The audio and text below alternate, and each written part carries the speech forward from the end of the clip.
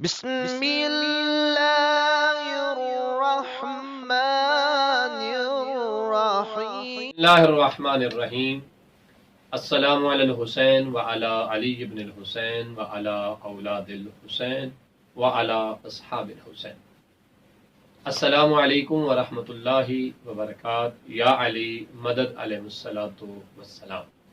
سلسلہ گفتگو تاریخ کربلا پہ جاری و ساری ہے اور آج ہم اس کے 11ویں حصے میں داخل ہو گئے۔ جب امام حسین علی مقام علیہ السلام مدینہ سے نکلنے کا مکمل مصمم ارادہ کر چکے، تیار ہو چکے، تو آپ کی ملاقات اصحابی رسول جناب حضرت جابر ابن عبداللہ انصاری سے ہوئی۔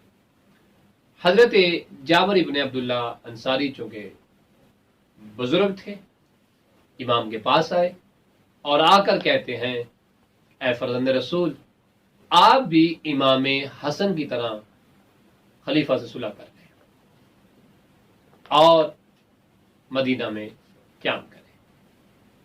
وہاں پر امام حسین علی مقام علیہ السلام نے ارشاد فرمایا کہ اے میرے نانا کے صحابی، اے جابر ابن عبداللہ انصاری، میرے بھیا حسن نے اگر معاویہ ابن ابو سفیان سے صلح کی تھی، وہ اللہ اور اس کے رسول کے حکم کے مطابق کی تھی۔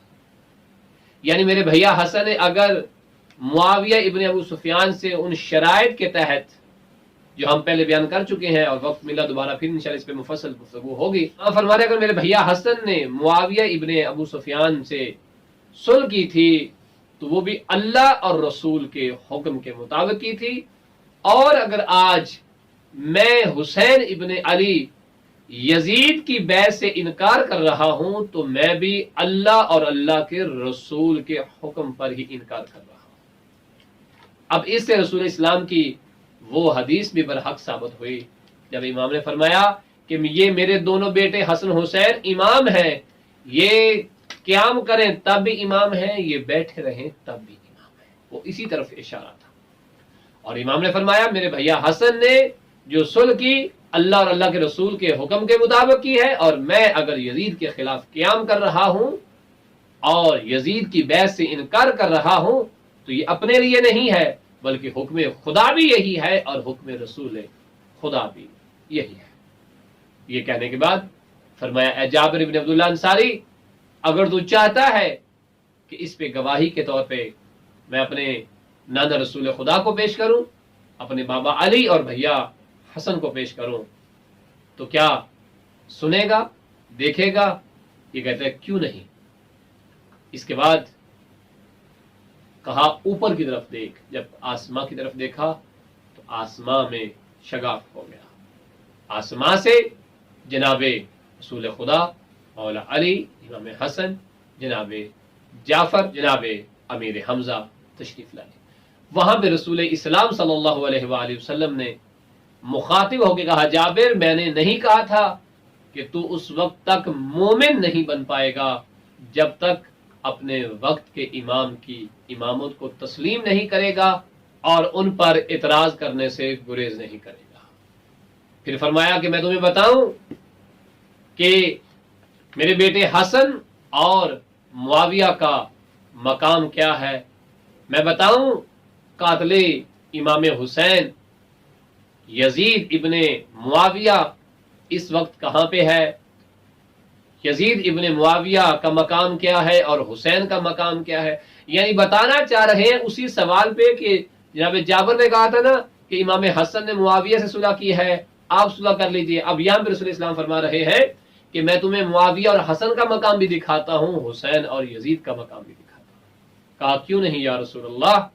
اس کے بعد رسول اسلام نے زمین پر پاؤں مارا، زمین پھٹی، زمین میں شگاف ہوا، اس کے بعد ایک دریا نکلا۔ دریا کے بعد زمین کے 7 طبقات نکلے، ان 7 طبقات کے بعد 7 دریا نکلے، پھر زمین کے 7ویں طبق کے نیچے سے ایک آگ کا دریا نکلا، سے ایک طبق آگ کا نکلا، اور اس میں ولید ابن مغیرہ، ابو جہل اور امیر کائنات کا سب سے بڑا دشمن اور یزید ابن معاویہ زنجیروں میں جکڑے ہوئے تھے، اور جناب جابر ابن عبداللہ انصاری نے یہ مقام ان کا دیکھا، اور رسول اسلام نے فرمایا کہ جہنم میں ان سے بڑا بدحال کوئی نہیں ہے، اور ان جیسا کوئی نہیں ہے کہ جس کے اوپر اس طرح کا شدید عذاب ہو رہا۔ اس کے بعد رسول اسلام نے کہا کہ اے جابر، اب آسمان کی طرف دیکھ کہ میری اولاد کا مقام و مرتبہ کیا ہے۔ آپ سب آسمان کی طرف پرواز کر گئے، آسمان پھر کھلا۔ اس کے بعد رسول اسلام نے فرمایا کہ اے حسین بیٹا، تم بھی ہمارے ساتھ آؤ، اور یہ ساری ہستیاں آسمان کی طرف گئیں۔ وہاں رسول اسلام نے سب سے تعارف کروایا اور کہا میرے بیٹے حسین کی مدد کی جائے۔ تو عزیزان گرامی، یہ اصحاب رسول کا موقف تھا، اور جن پہ ظاہر نہیں تھا، امام حسین نے اس طرح سے اپنا موقف ظاہر کیا۔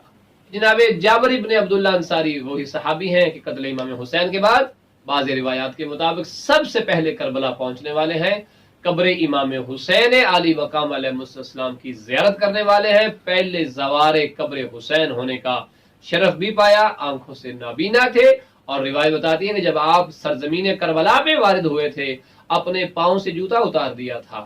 غلام نے کہا کہ زمین کربلا صحرا کی ریت بڑی گرم ہے، جوتا پہن لیجئے۔ جابر ابن عبداللہ انصاری کہتے ہیں تجھے نہیں معلوم جو میں جانتا ہوں، نہیں معلوم اس ریت پر کہاں کہاں فرزند رسول کا خون گرا ہے۔ تو یہ سلسلہ گفتگو انشاءاللہ جاری و ساری رہے گا۔ وصلی اللہ علی محمد وآلہ